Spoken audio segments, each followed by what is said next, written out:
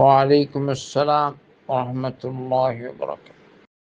চুল এবং দাড়ি লাল হয়ে গেছে, কালো করতে পারবো?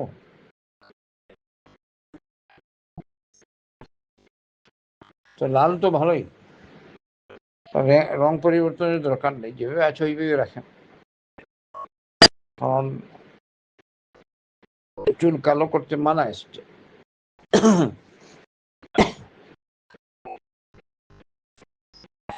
নবী করিম সাল্লাল্লাহু আলাইহি ওয়াসাল্লাম যেহেতু মানা করেছেন, এর উপর থাকেন, দূরে থাকেন, কালো করবেন না। লাল দেখতে তো সুন্দর, এখন তো এমন জমানা, লাল বা অন্য কালার আরো ভালো লাগে মানুষ করে।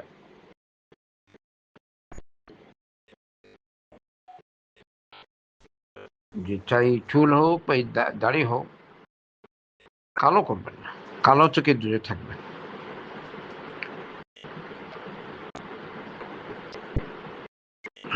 আল্লাহ রাসূল সাল্লাল্লাহু আলাইহি ওয়াসাল্লাম বলেছেন গায়্যিরু হাযা ওয়াজতানিবুস সাওয়াদ।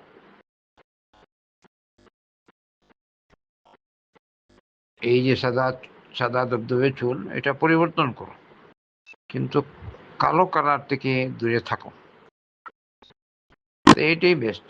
কেন আপনি যাবেন, কেউ বলবে হ্যাঁ এই কারণে ঠিক, অমুক করেছেন তমুক করেছেন,